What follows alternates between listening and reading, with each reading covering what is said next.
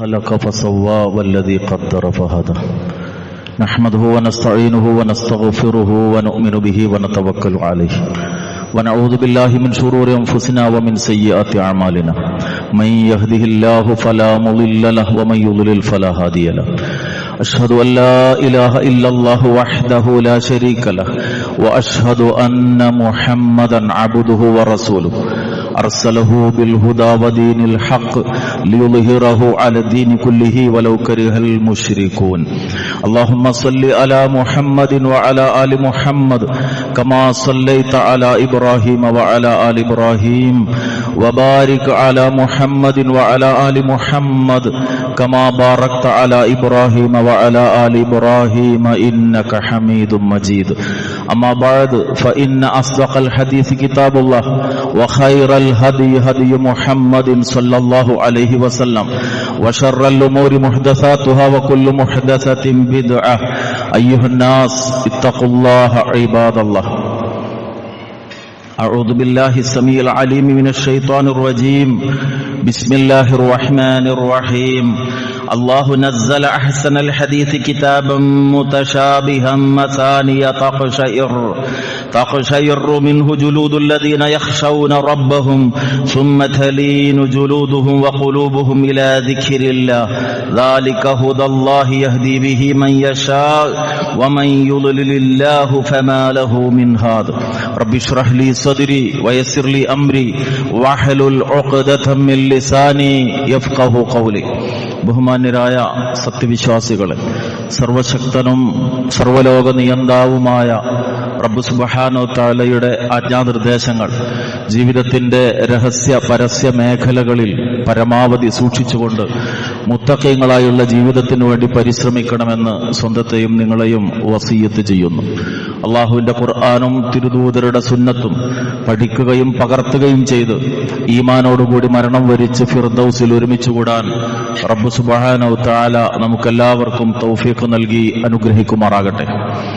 കാരുണ്യവാനായ റബ്ബിന്റെ അപാരമായ തൗഫീഖ് കൊണ്ട് പുണ്യങ്ങളുടെ പൂക്കാലമായ പരിശുദ്ധ റമളാനിന് സാക്ഷികളാകാനും ആ റമളാനുമായി ബന്ധപ്പെട്ട ഇബാദത്തുകളിൽ മുഴുകാനും നമുക്ക് സാധിച്ചിരിക്കുകയാണ്. അള്ളാഹു നമ്മുടെ എല്ലാ അമലുകളും നമ്മിൽ നിന്ന് ഖബൂൽ ചെയ്യുമാറാകട്ടെ. കഴിഞ്ഞ ആഴ്ചകളിൽ നാം മനസ്സിലാക്കിയ പോലെ ചെയ്യുന്ന കർമ്മങ്ങൾക്ക് മഹത്വം ലഭിക്കാൻ, പരിശുദ്ധ റമളാനിൽ പല മടങ്ങുകളായി പുണ്യം ലഭിക്കാനുള്ള കാരണം നമുക്കറിയാം. അള്ളാഹുവിന്റെ കലാമായ വിശുദ്ധ ഖുർആൻ അവതരിപ്പിക്കപ്പെട്ടു എന്നതാണ്. നമ്മൾ ഇന്ന് ജീവിക്കുന്ന കാലഘട്ടം ഒരു വിശദീകരണം ആവശ്യമില്ലാതെ തന്നെ നമുക്കറിയാം. പ്രത്യേകിച്ച് റമളാനിലേക്ക് ഇത്തവണ മലയാളികൾ കടന്നു വരുമ്പോൾ ദുഃഖകരമായ ഒരുപാട് വാർത്തകൾ കണ്ടുകൊണ്ടാണ് നമ്മൾ പരിശുദ്ധ റമളാനിലേക്ക് പ്രവേശിച്ചിട്ടുള്ളത്. സ്വന്തം മകനാൽ കൊല ചെയ്യപ്പെട്ട മാതാവിന്റെ വാർത്തയും സ്വന്തം സഹപാഠികളാൽ കൊല ചെയ്യപ്പെട്ട വിദ്യാർത്ഥിയുടെ വാർത്തയുമൊക്കെ നമ്മുടെ മനസ്സിലേക്ക് കടന്നു വന്നപ്പോൾ സ്വാഭാവികമായി എല്ലാവരും ചോദിക്കുന്ന ഒരു ചോദ്യം, എന്തു പറ്റിപ്പോയി ഈ നാടിന്, എന്തു പറ്റിപ്പോയി ഈ സമൂഹത്തിന് എന്നതാണ്. ആ ചോദ്യത്തിന്റെ പരിഹാരം, ഈ സമൂഹത്തെ എങ്ങനെ നന്നാക്കിയെടുക്കാം എന്നതിന് കൃത്യമായ വ്യക്തമായ ഒരു മറുപടി നമ്മുടെ കയ്യിൽ ഉണ്ട് എന്നുള്ളത് പലപ്പോഴും നമ്മൾ മറന്നു പോവുകയാണ്.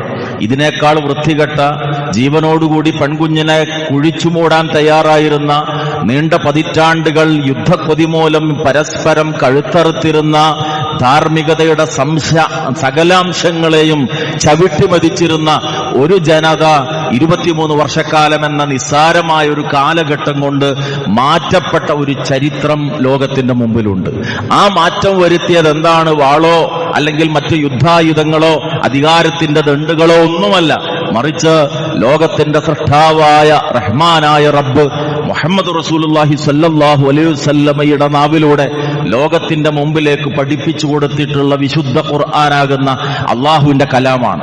ആ കലാം ഇന്നും നമ്മുടെ മുമ്പിലുണ്ട്. ഈ പ്രശ്നങ്ങളെല്ലാം നിലനിൽക്കുമ്പോൾ, കുടുംബരംഗത്ത് പ്രശ്നങ്ങൾ ഉണ്ടാകുമ്പോൾ, സാമൂഹിക രംഗത്ത് പ്രശ്നങ്ങൾ ഉണ്ടാകുമ്പോൾ, കുട്ടികൾ വഴിതെറ്റിപ്പോകുമ്പോൾ, പല വിധത്തിലുള്ള പ്രതിസന്ധികൾ നമ്മുടെ മുമ്പിൽ പ്രത്യക്ഷപ്പെടുമ്പോഴെല്ലാം അള്ളാഹുവിന്റെ കലാം നമ്മുടെ മുമ്പിലുണ്ട്. നമ്മൾ അഭിമാനത്തോടുകൂടി ഇസ്ലാമിന്റെ ചരിത്രവും വിശുദ്ധ ഖുർആനിന്റെ ചരിത്രവും ഒക്കെ അന്യമതസ്ഥരുടെ മുമ്പിൽ എടുത്തു പറയാറുണ്ട്. പക്ഷേ ആധുനിക പ്രശ്നങ്ങളുടെ പരിഹാരമായി ഈ ഖുർആനിനെ എങ്ങനെ അവതരിപ്പിക്കാം എന്നുള്ളിടത്ത് അത് സ്വന്തം ജീവിതത്തിൽ അത് പകർത്തുന്നിടത്ത്, അത് സമൂഹത്തിന് പഠിപ്പിച്ചു കൊടുക്കുന്നിടത്ത് നമ്മൾ പരാജയപ്പെട്ടു പോകുന്നു എന്നതൊരു വസ്തുതയാണ്.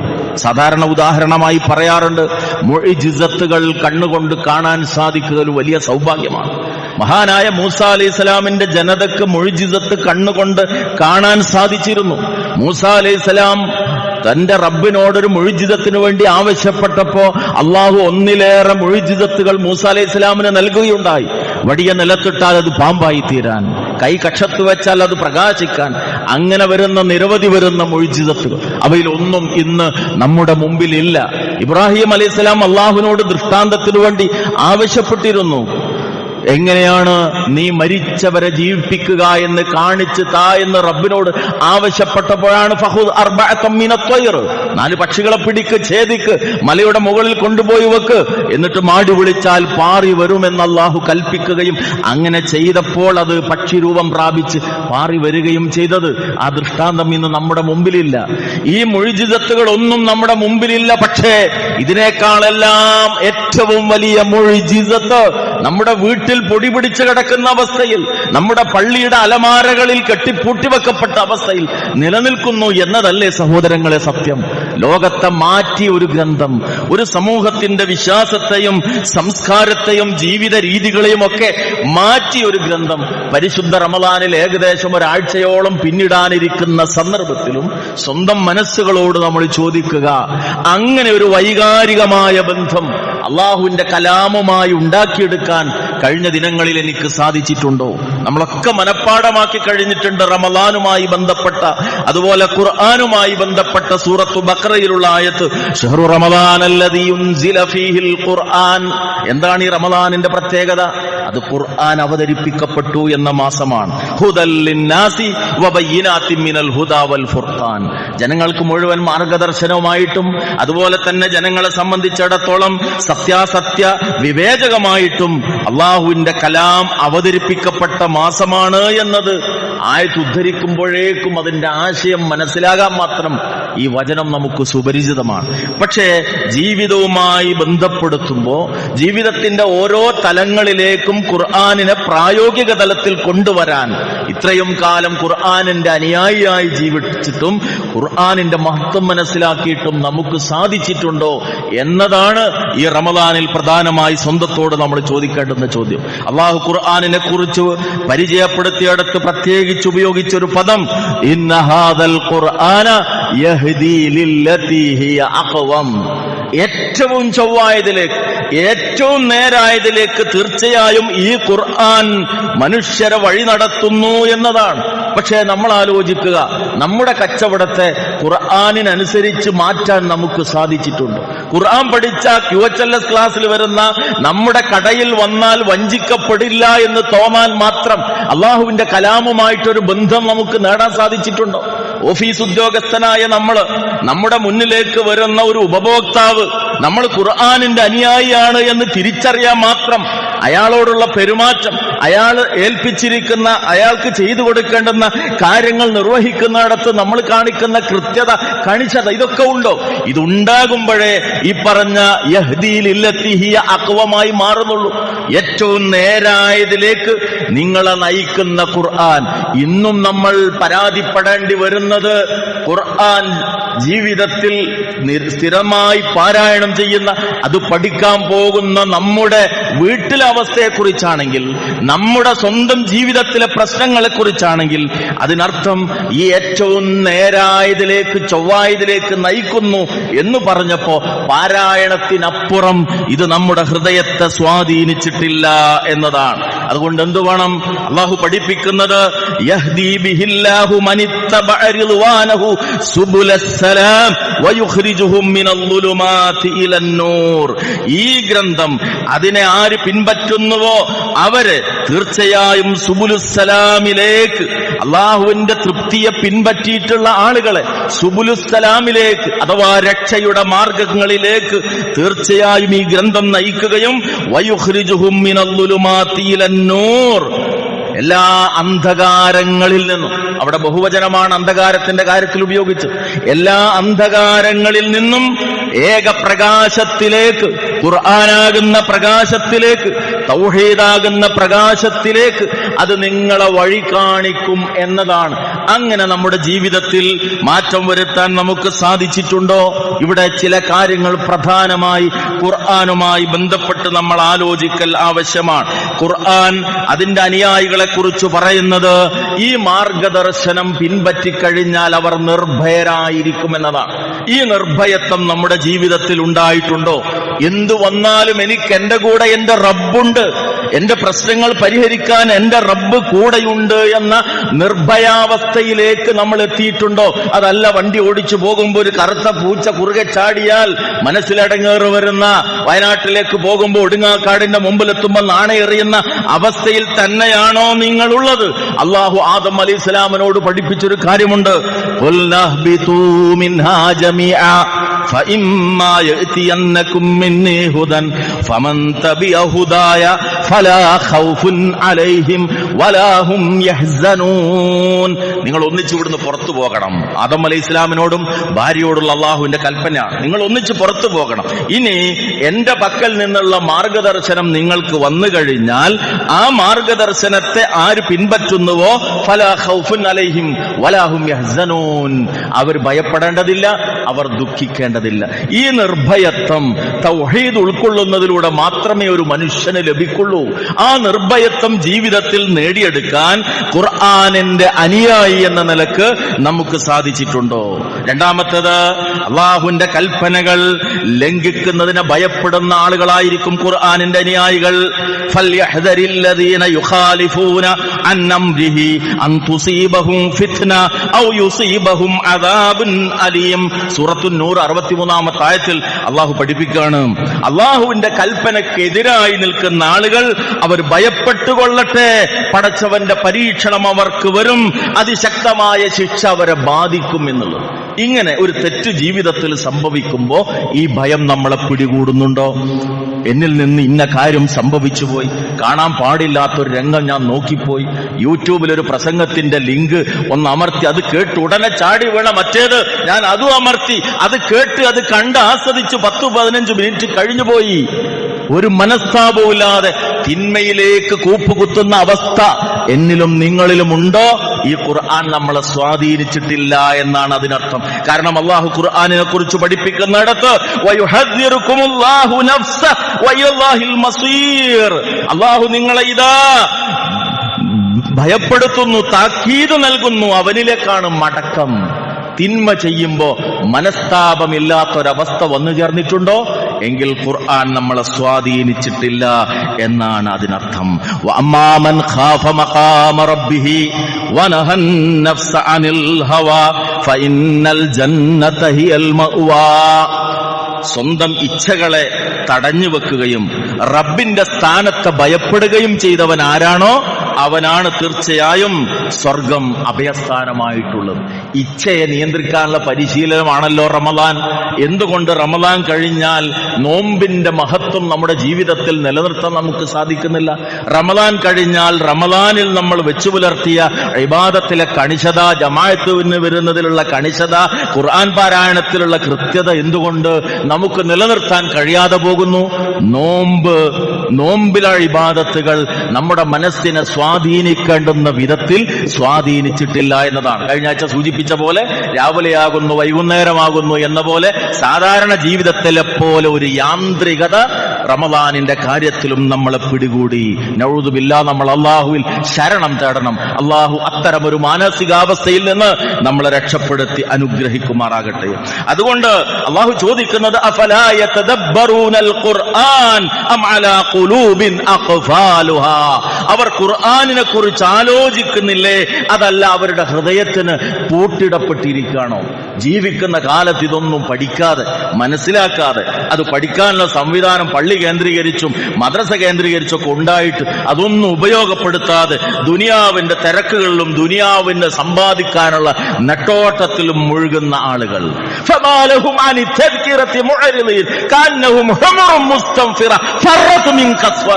വാക്കുകളെ എന്റേതല്ല സഹോദരങ്ങളെ, നമുക്ക് ഭക്ഷണം നൽകുന്ന, നമുക്ക് ജീവിതത്തിലെ വിഭവങ്ങൾ നൽകുന്ന കാരുണ്യവാനായ റബ്ബിന്റെ ചോദ്യമാണ് ഈ ഉത്ബോധനത്തിൽ നിന്ന് എങ്ങോട്ടാണ് അവർ പിന്തിരിഞ്ഞോടുന്നത്?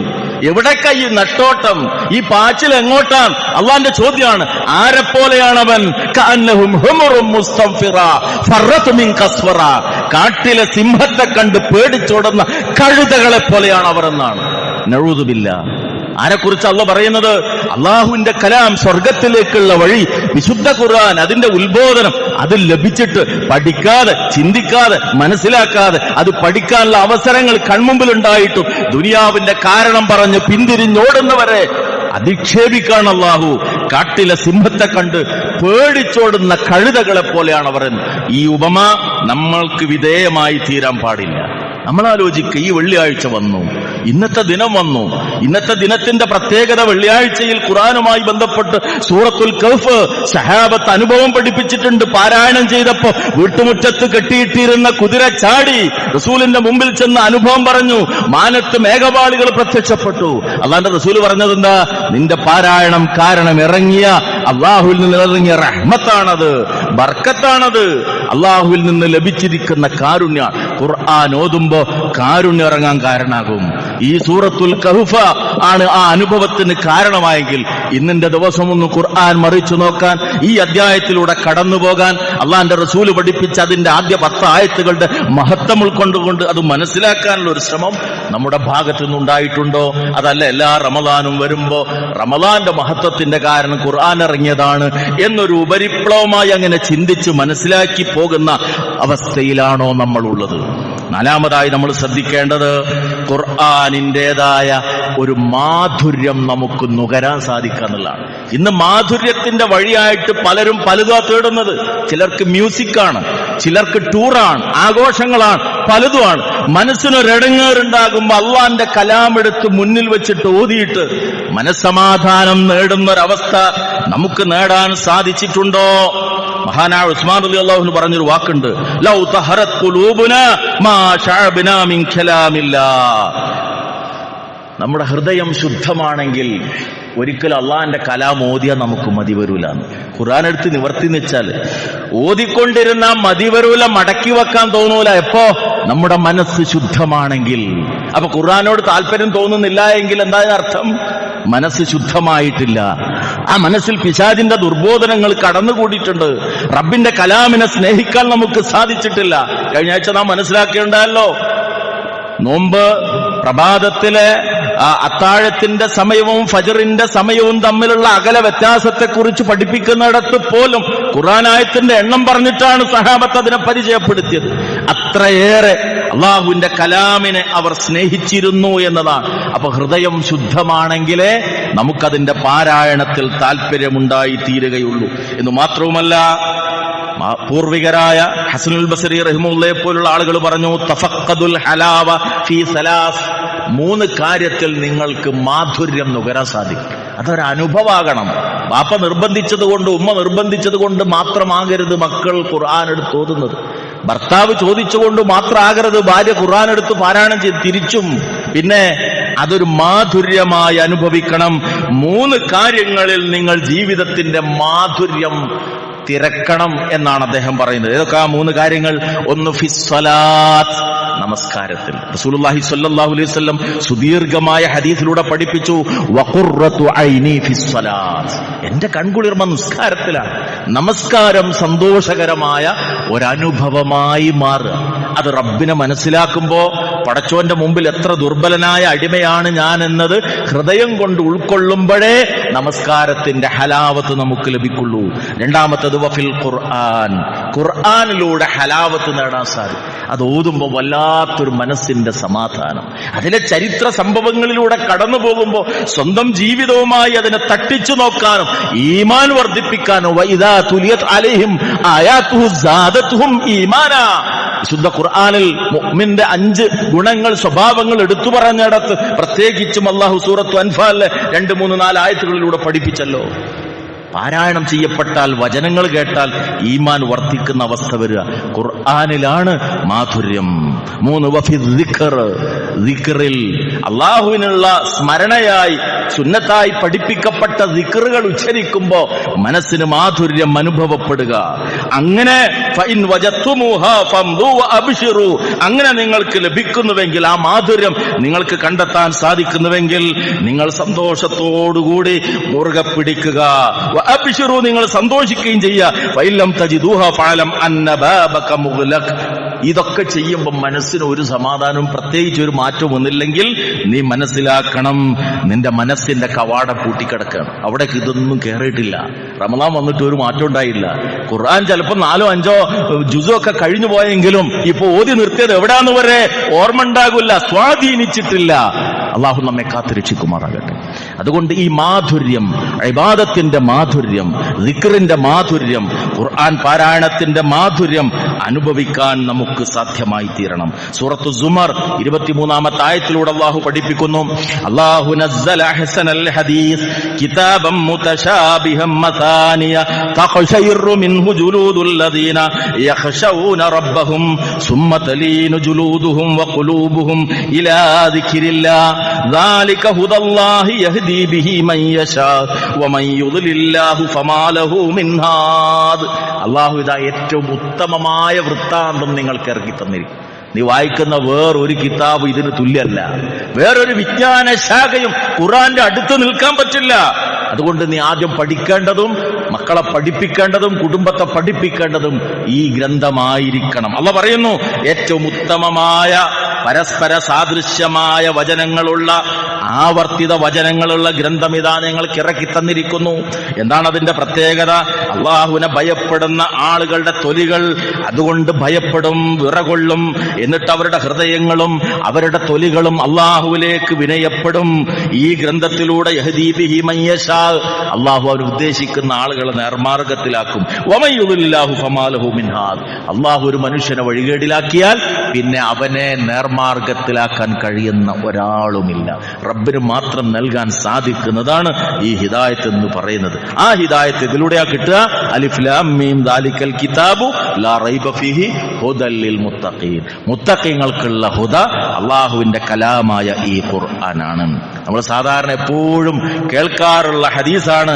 ആയിഷ റളിയല്ലാഹു തആല അൻഹായോട് റസൂലുള്ളാഹി സ്വല്ലല്ലാഹു അലൈഹി വസല്ലമയെ കുറിച്ച് ചോദിക്കപ്പെട്ടപ്പോൾ ഫഖാലത് കാന ഖുലുഖുൽ ഖുർആൻ, റസൂലിന്റെ സ്വഭാവം ഖുർആനായിരുന്നു എന്ന്. ആ റസൂലിനെ കുറിച്ച് അഷ്ഹദു അന്ന മുഹമ്മദർ റസൂലുള്ളാഹ്, അള്ളാഹുവിന്റെ റസൂലാണ് മുഹമ്മദ് എന്ന് ഞാൻ സാക്ഷ്യം വഹിക്കുന്നു എന്ന സാക്ഷ്യവചനം ആവർത്തിച്ച് പറയുന്നവരാണ് നമ്മൾ. പക്ഷേ നമ്മുടെ സ്വഭാവം, നമ്മുടെ പെരുമാറ്റം, നമ്മുടെ ഇടപാടുകൾ ഇതേപോലെ ഖുർആനിന് അനുയോജ്യമാണ് എന്ന് പറയാൻ മാത്രം മാറാൻ എനിക്കും നിങ്ങൾക്കും സാധിച്ചിട്ടുണ്ട്. അതാണ് ഈ പരിശുദ്ധ റമദാനിൽ ഖുർആനിന്റെ അവതരണം കൊണ്ട് ധന്യമായ ഈ പരിശുദ്ധ മാസത്തിൽ സ്വന്തം മനസ്സുകളോട് നമ്മൾ ചോദിക്കേണ്ടുന്ന ചോദ്യം. അള്ളാഹുവിന്റെ ആയത്തുകൾ കേൾക്കുമ്പോൾ കണ്ണിറയുന്ന, റബ്ബിലേക്കുള്ള ഈമാൻ വർദ്ധിക്കുന്ന ഒരു തലത്തിലേക്ക് ഉയരാൻ നമുക്ക് സാധ്യമായിട്ടുണ്ടോ? അതല്ല നമ്മുടെ നാട്ടിലൊക്കെ പലപ്പോഴും കാണുന്ന പോലെ ജീവിച്ചിരിക്കുന്ന കാലത്ത് ഈ ഗ്രന്ഥവുമായിട്ട് ഒരു ബന്ധവുമില്ലാതെ മരിച്ചു കഴിഞ്ഞ ശേഷം ആ വീട്ടിൽ നിരന്തരമായി ഖുർആൻ ഓതുക. ആ മനുഷ്യനെ മറവ് ചെയ്താൽ അയാളെ മയ്യത്ത് കബറിൽ വെച്ചിട്ട് ഒരാൾ വന്നിട്ട് ഇങ്ങനെ ആ മയ്യത്തിന് ക്ലാസ് എടുത്തു കൊടുക്കുക. മൻ ഇമാമുക്ക എന്ന് ചോദിച്ചാൽ ഖുർആൻ ഇമാമി എന്ന് മറുപടി പറയണം. എന്നിട്ട് 2-3 ദിവസം തുടർച്ചയായിട്ട് ആ കബറിന്റെ മുകളിൽ വെച്ചിട്ട് ഖുർആൻ ഓതുക. രക്ഷപ്പെടുക സഹോദരങ്ങളെ. ലിയുൻദിറ മൻ കാന ഹയ്യൻ, സൂറത്ത് യാസീനിൽ മരിച്ച വീട്ടിൽ പലരും ഓതിക്കൊണ്ടിരിക്കുന്ന ആ സൂറത്ത് പോലും പറയുന്നത് എന്താ? ജീവിച്ചിരിക്കുന്ന മനുഷ്യന് താക്കീത് നൽകാനുള്ളതാണ് ഈ ഗ്രന്ഥം. മയ്യത്തിന് ഖുർആൻ ക്ലാസ് എടുത്തു കൊടുക്കാനുള്ളതല്ല. ജീവിച്ചിരിക്കുന്ന കാലത്ത് ഒരു വിദ്യാർത്ഥിയാണോ അവൻ ലഹരിയിൽ നിന്ന് എങ്ങനെയാ രക്ഷപ്പെടേണ്ടത്? ഖുർആൻ പഠിച്ചിട്ടാണ്. ഇന്നമൽ ഖംറു വൽ മൈസിറു വൽ അൻസാബു വൽ അസ്ലാം റിജ്സും മിൻ അമലി ശൈത്താൻ ഫജ്തനിബുഹു ലഅല്ലകും തുഫ്ലിഹൂൻ. മദ്യവും ചൂതാട്ടവും പ്രശ്നം വെക്കാനുള്ള അമ്പുകളും പ്രതിഷ്ഠകളും അതൊക്കെ പൈശാചികതയിൽപ്പെട്ടതാ. ജീവിതത്തിൽ വിജയിക്കണമെന്നുണ്ടെങ്കിൽ വർജിക്കണം എന്ന ആയത്ത കുട്ടിയുടെ മനസ്സിലേക്ക് കയറണം. എങ്കിലേ സുഹൃത്തി ലഹരി MDMA വെച്ച് നീട്ടുമ്പോ പാടില്ല, നഊദുബില്ല എന്ന് പറയാൻ അവന് കഴിയുള്ളൂ. അങ്ങനെ ഓരോ കാര്യത്തിലും നമ്മൾ വെറുതെ വഴിവിട്ടു പോകുന്ന സമൂഹത്തെ കൊണ്ട് ദുഃഖിച്ചത് കൊണ്ട് ഒരു പ്രയോജനവുമില്ല. ഈ ഖുർആൻ പരിചയപ്പെടുത്തുന്നിടത്ത് ഈ ഖുർആനിന്റെ ആശയങ്ങൾ സ്വന്തം വീട്ടിലും നാട്ടിലും കുടുംബത്തിലും മഹല്ലിലും പ്രചരിപ്പിക്കുന്നതിൽ നമ്മൾ പരാജയപ്പെട്ടു പോയി എന്നത് തന്നെയാണ് പ്രശ്നങ്ങളുടെ അടിസ്ഥാന കാരണമെന്ന് നമ്മൾ തിരിച്ചറിയാം. അതുകൊണ്ട് ഈ റമദാൻ ഒരു പുനരാലോചനക്കുള്ള പ്രേരണയാകണം. QHLL ക്ലാസുകൾ സജീവമാകണം. മനസ്സിലാകുന്ന ഭാഷയിലുള്ള ഖുതുബകൾ കേൾക്കാൻ സുഹൃത്തുക്കളെ കൂട്ടിക്കൊണ്ടുവരണം. മരണശേഷമല്ല ഓതപ്പെടേണ്ടത്, ജീവിക്കുന്ന കാലത്താണ് അള്ളാഹുവിന്റെ ഖുർആൻ മനസ്സിലാക്കേണ്ടത്. അതിലൂടെ മാത്രമേ ഞാൻ നന്നാകുള്ളൂ, എന്റെ കുടുംബം നന്നാകുള്ളൂ, രണ്ട് ലോകത്തും രക്ഷപ്പെടുകയുള്ളൂ എന്ന് മനസ്സിലാക്കാൻ വേണ്ടി. അതോടൊപ്പം മറ്റുള്ള ആളുകൾക്ക് അവരുടെ പ്രയാസങ്ങൾ വേദനകളൊക്കെ തിരിച്ചറിയുന്ന ഒരു മാനസികാവസ്ഥയിലേക്ക് നമുക്കെത്താനും സ്വന്തം കണ്ണുകളെ ഈമാൻ കൊണ്ട് ഈറനണിയിക്കുന്ന ഒരു അവസ്ഥയിലാകുമ്പോൾ മാത്രമേ നമുക്ക് സാധിക്കുള്ളൂ. വൈദാ സമീഉ മാ ഉൻസില ഇലർ റസൂൽ തറാ അഅ്യുനഹും തഫീദു മിനദ്ദം. അള്ളാഹുവിന്റെ റസൂലിലേക്ക് അവതരിപ്പിക്കപ്പെട്ട ആ ആയത്തുകൾ കേട്ടാൽ അവരുടെ കണ്ണുകൾ കണ്ണുനീർ കൊണ്ട് നിറഞ്ഞൊഴുകുന്നതായി നിനക്ക് കാണാം. മിമ്മാ അറഫൂ മിനൽ ഹഖ്, സത്യത്തിൽ നിന്ന് യാഥാർത്ഥ്യത്തിൽ നിന്ന് അവർക്ക് ബോധ്യപ്പെട്ട കാരണത്താൽ. സത്യം കൃത്യമായിട്ട് ബോധ്യപ്പെട്ടിട്ട് ആ ഖുർആൻ ഇങ്ങനെ കേൾക്കുമ്പോ കണ്ണ് നിറയുമെന്നാണ്. യഖൂലൂന റബ്ബനാ ആമന്നാ ഫക്തുബ്നാ മഅശ്ശാഹിദീൻ. ഞങ്ങളുടെ റബ്ബേ, ഞങ്ങളിതാ വിശ്വസിച്ചിരിക്കുന്നു, സത്യസാക്ഷികളുടെ കൂടെ നീ ഞങ്ങളെയും രേഖപ്പെടുത്തേണമേ എന്നവർ അള്ളാഹുവിനോട് പ്രാർത്ഥിക്കുമെന്നാണ്. ഈ തലത്തിലേക്ക് നമുക്ക് എത്താൻ സാധിച്ചിട്ടുണ്ടോ? ഖുർആൻ കേട്ടാൽ തൊലികൾ ഭയപ്പെടുന്ന, ഹൃദയം നടുങ്ങുന്ന, റബ്ബിലേക്ക് വിനയാന്വിതമാകുന്ന ഒരു തലത്തിലേക്ക് നമുക്ക് എത്താൻ സാധിച്ചിട്ടുണ്ടോ? അള്ളാഹുവിന്റെ കലാമുമായി ഇത്രയും ദിവസം പരിശുദ്ധമായ റമദാൻ പിന്നിട്ടു പോയിട്ട് എത്രത്തോളം ഖുർആനുമായി അടുക്കാൻ എനിക്ക് സാധിച്ചിട്ടുണ്ട്? ആ പുനരാലോചനയാകട്ടെ നാം നമ്മുടെ മനസ്സുകളിലേക്ക് നൽകേണ്ടത്. അള്ളാഹുവിന്റെ കലാമിനെ സ്നേഹിക്കുന്നവർക്ക് മാത്രമേ രണ്ട് ലോകത്തും രക്ഷ നേടാൻ സാധിക്കുകയുള്ളൂ. അള്ളാഹു ഇരു ലോകത്തും രക്ഷയും സമാധാനവും ലഭിക്കുന്ന സൗഭാഗ്യവാന്മാരായ അള്ളാഹുവിന്റെ അടിമകളിൽ നമ്മെ എല്ലാവരെയും ഉൾപ്പെടുത്തി അനുഗ്രഹിക്കുമാറാകട്ടെ.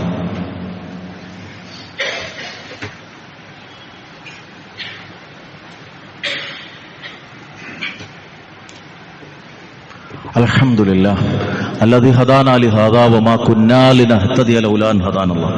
സ്വല്ലല്ലാഹു അലാ നബിയ്യി വഅലാ ആലിഹി വസഹ്ബിഹി അജ്മഈൻ. അമ്മാ ബഅദ് ഇത്തഖുല്ലാഹ ഇബാദല്ലാഹ്. അല്ലാഹുവിനെ സൂക്ഷിച്ചുകൊണ്ട് വിശുദ്ധ ഖുർആനിന്റെയും തിരുസുന്നത്തിന്റെയും അടിസ്ഥാനത്തിൽ ജീവിതത്തെ ചിട്ടപ്പെടുത്താൻ പരിശ്രമിക്കണമെന്ന് ഒരിക്കൽ കൂടി സ്വന്തത്തെയും നിങ്ങളെയും ഓർമ്മപ്പെടുത്തുകയാണ്. ഐഹിക ജീവിതത്തിലെ ധർമ്മനിഷ്ഠമായ നിലനിൽപ്പ് മാത്രമല്ല, പരലോക ജീവിതത്തിലെ മനുഷ്യന്റെ വിജയം അള്ളാഹുവിന്റെ കലാമുമായുള്ള ബന്ധത്തിന്റെ അടിസ്ഥാനത്തിലാണ്. റസൂലുള്ളാഹി സ്വല്ലല്ലാഹു അലൈഹി വസല്ലം പഠിപ്പിച്ച ഇമാം മുസ്ലിം റഹിമഹുല്ലാഹ് ഉദ്ധരിക്കുന്ന ഹദീസ് ഇപ്രകാരം കാണാം: ഇഖ്റഉൽ ഖുർആൻ ഫഇന്നഹു യഅതി ഷാഫിഅൻ ലി അസ്ഹാബി. നിങ്ങൾ അള്ളാഹുവിന്റെ ഗ്രന്ഥം പാരായണം ചെയ്യണം. കാരണം അത് അതിന്റെ ആളുകൾക്ക്, ഖുർആൻ അതിന്റെ അനുയായികൾക്ക് സാക്ഷിയായി കൊണ്ടുവരുന്നതാണ്. എന്നിട്ട് പ്രത്യേകിച്ച് പറഞ്ഞു ഇഖ്റഉസ്സഹ്റാവൈൻ അൽ ബഖറ വ ആലി ഇംറാൻ. ഒന്നിലേറെ ഹദീസുകളിൽ പ്രത്യേകം പരാമർശിക്കപ്പെട്ടതാണ് സൂറത്തു ബഖറയും സൂറത്തു ആലി ഇംറാനും. അത് മഹ്ശറിൽ മനുഷ്യൻ നിൽക്കുമ്പോ രണ്ട് പക്ഷിക്കൂട്ടം കണക്കെ അല്ലെങ്കിൽ രണ്ട് മേഘക്കൂട്ടം കണക്കെ തണലിട്ട് കൊണ്ടുവരുമെന്ന് റസൂലുള്ളാഹി സ്വല്ലല്ലാഹു അലൈഹി വസല്ലമ നമുക്ക് ബോധ്യപ്പെടുത്തി തന്നിട്ടുണ്ട്. ഫഇന്നലിൽ ജന്ന 100 ദറജ, സ്വർഗ്ഗത്തിന് 100 ദറജയുണ്ട്. മാ ബൈന ദറജതൈനി മാ ബൈന അസ്സമാഇ വൽ അർള്. രണ്ട് ദറജകൾക്കിടയിലുള്ള അകലം ആകാശഭൂമികൾക്കുള്ള ഇടയിലുള്ള അകലമാണ്.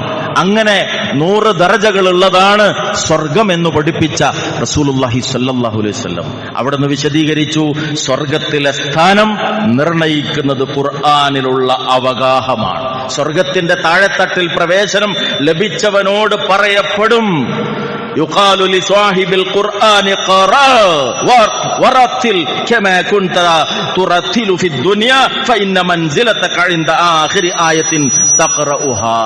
നിനക്കറിയാവുന്നതോട്, നിനക്ക് എത്ര മനപ്പാടുണ്ട് അത് പാരായണം ചെയ്യേ.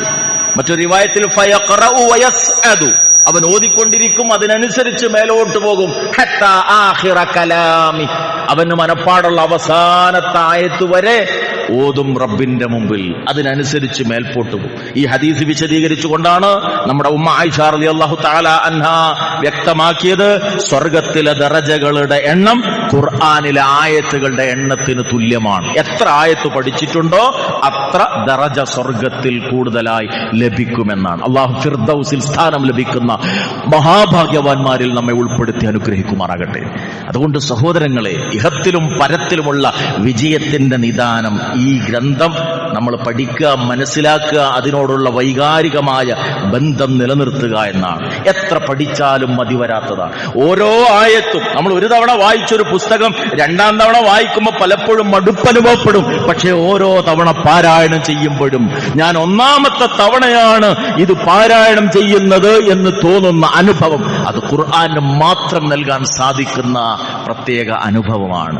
ഓരോ വചനത്തെക്കുറിച്ച് കൂടുതൽ കൂടുതൽ പഠിക്കുമ്പോഴും റബ്ബനാ മാ ഖലഖത ഹാദാ ബാത്തിലാ എന്ന് പറഞ്ഞു പോകത്തക്ക വിധം, സുബ്ഹാനക് നീ പരിശുദ്ധനാണെന്ന് പറഞ്ഞു പോകത്തക്ക വിധം നമ്മുടെ മനസ്സിലേക്ക് അത് ആഴത്തിലേക്ക് ഇറങ്ങിച്ചത്. അങ്ങനെയുള്ള ഒരു പഠനം ഈ റമദാനിൽ തുടക്കം കുറിക്കാൻ നമുക്ക് സാധിക്കും. നമ്മുടെ മക്കളെയും നമ്മൾ അതിനനുസരിച്ച് ക്രമീകരിച്ചു നോക്കൂ. അവർ ഭൗതിക വിദ്യാഭ്യാസത്തിൽ എത്ര ഉയരങ്ങളിലെത്തിയാലും അള്ളാഹുവിന്റെ കലാമിനെ അതിലേറെ സ്നേഹിക്കുന്നവരായി അവർ മാറും. ഭൗതികമായ മേഖലകളിൽ അവർ ഉയരങ്ങളിലേക്ക് എത്തും. അതല്ല ഇതൊക്കെ കൈവിട്ടിട്ട് വെറും ഭൗതികമായ നേട്ടം മാത്രം ലക്ഷ്യം വെച്ച് നമ്മൾ നമ്മുടെ മക്കളെ പഠിപ്പിക്കുന്നു, കുടുംബത്തെ മുന്നോട്ട് കൊണ്ടുപോകുന്നുവെങ്കിൽ ഇന്ന് കാണുന്ന നിലക്കുള്ള ദുരന്തങ്ങൾക്കാണ് നമ്മൾ സാക്ഷികളായി മാറേണ്ടി വരിക. അള്ളാഹു നമ്മെ കാത്തുരക്ഷിക്കുമാറാകട്ടെ. അതുകൊണ്ട് ഈ ഗ്രന്ഥത്തോടുള്ള ബന്ധം കൂടുതൽ ശക്തമാക്കാൻ, അതിലൂടെ അതിന്റെ പാരായണത്തിലൂടെ കണ്ണുകൾ നിറയുന്ന അവസ്ഥയിലേക്കെത്താൻ, തൊലികൾ റബ്ബിലേക്ക് വിനയപ്പെടുന്ന അവസ്ഥയിലേക്കെത്താൻ, ഓരോ ആയത്തും പഠിക്കും തോറും ഈമാൻ വർദ്ധിക്കുന്ന വിധത്തിൽ ഖുർആനിന്റെ ആശയ ഗാംഭീര്യം ഉൾക്കൊള്ളുന്ന ഒരു ഗഹനമായ പഠനത്തിന് തയ്യാറാകുന്ന വിധത്തിൽ നമ്മളെ സ്വയം മാറ്റാൻ വേണ്ടി പരിശ്രമിക്കുക. ഒന്ന് രണ്ട് കാര്യങ്ങൾ പ്രത്യേകം ഓർമ്മപ്പെടുത്തുകയാണ് ഇൻഷാ അല്ലാഹ്. തിരുവനന്തപുരം ജില്ലയിൽ NH-നടുത്തായിട്ട് ആറ്റിങ്ങൽ ആലങ്കോട് എന്ന സ്ഥലത്ത് ഒരു മസ്ജിദിന് വേണ്ടി സ്ഥലമെടുത്തിട്ടുണ്ട്. നാഷണൽ ഹൈവേയിൽ നമുക്കറിയാം വലിയ സംഖ്യ അതിന് ചെലവുണ്ട്. 60 ലക്ഷത്തോളം രൂപ സ്ഥലത്തിന്റെ വിലയായി ഇനിയും നൽകാൻ ബാക്കിയുണ്ട്. ആ കാര്യത്തിലേക്ക് സഹായം ആവശ്യപ്പെട്ടുകൊണ്ട് അവർ നമ്മെ സമീപിച്ചിട്ടുണ്ട്.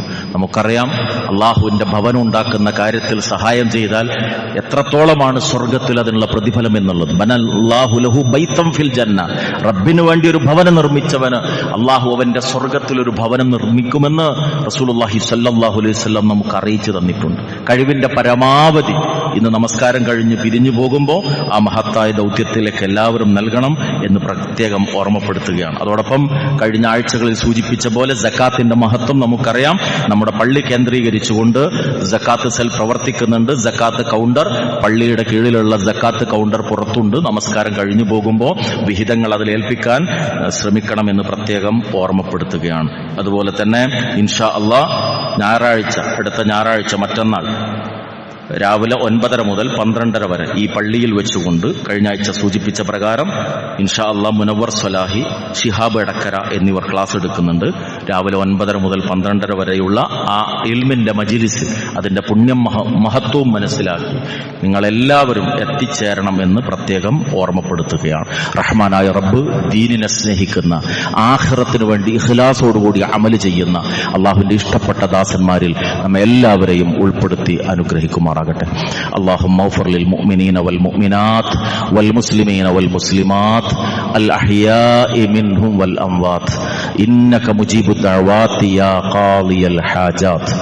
ربنا هب لنا من أزواجنا وذرياتنا قرة أعين واجعلنا للمتقين إماما. اللهم أرنا الحق حقا وارزقنا اتباعه. اللهم أرنا الباطل باطلا وارزقنا اجتنابه. اللهم اجعل القرآن ربيع قلوبنا يا رب العالمين. ربنا تقبل منا إنك أنت السميع العليم وتب علينا إنك أنت التواب الرحيم. ربنا آتنا في الدنيا حسنة وفي الآخرة حسنة وقنا عذاب النار. آمين آمين آمين برحمتك يا أرحم الراحمين. وصلى الله على النبي وعلى آله وصحبه